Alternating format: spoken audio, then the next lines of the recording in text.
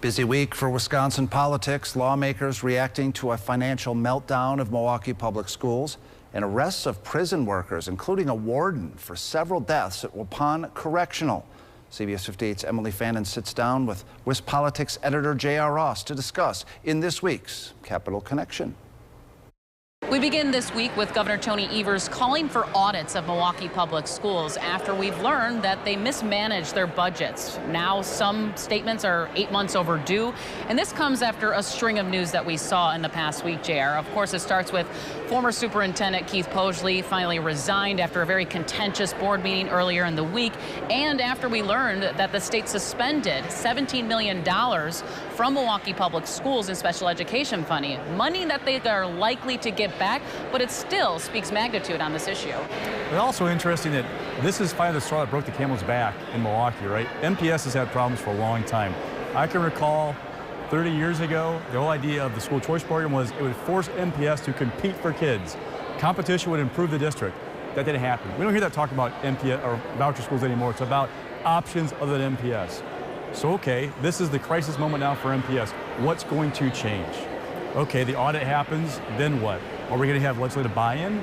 We've seen Tommy Thompson call for, a Blueprint Commission, which he was famous for back when he was governor. Republicans have talked more about more options for kids, more moving away from MPS. Governor Evers is a former state superintendent, a former local educator. What will he agree to or be willing to do with Republicans on the idea of reforming MPS? And don't forget, every single reform idea I've seen about MPS in my time covering politics here has failed due to a lack of local buy-in. Will there be this time local buy-in to whatever they want to do, whether it's breaking up MPS, changing structures?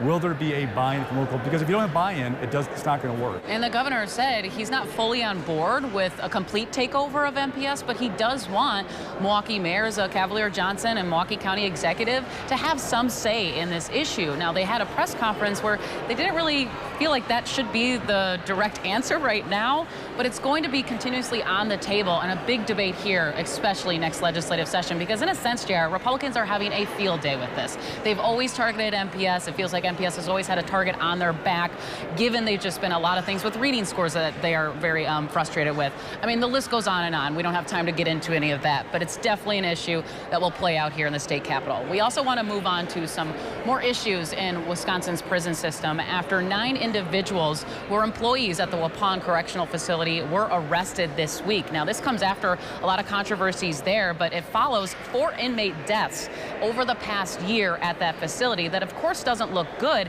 And there was a lot of troubling instances in this investigation by the Dodge County sheriffs.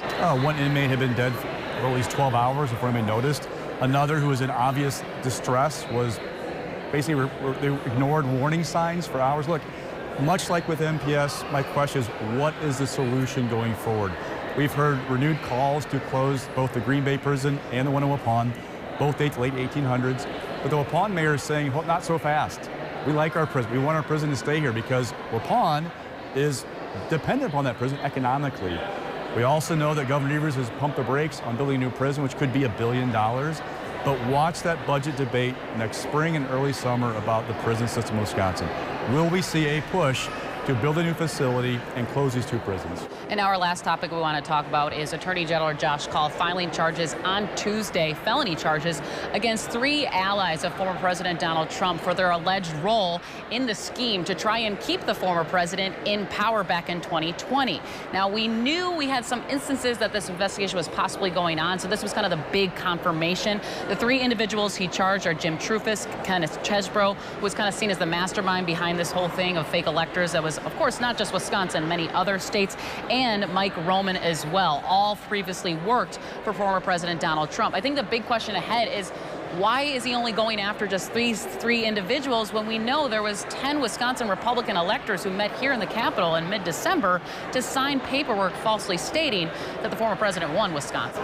According to the indictment, these 3 drove the train, essentially. What I'm also watching for is how this plays out going forward. Josh Kaul is a man on an island in this situation. To Republicans, he is going overboard, wrongly charging 3 people for giving legal advice in their opinion. To Democrats, the question is, what took so long? Prosecutors in Georgia, Michigan, Arizona filed charges months ago. And oh, by the way, these 3 are scheduled for initial appearance September 19th, I believe. 2 months later is an election. So this is going to take overtones of this election coming up. How does it fit into this fall? Does it play into the argument from Trump supporters of he's being targeted and his supporters unfairly by the justice system in the United States of America? All right, that will do it for this week. Thanks so much for joining.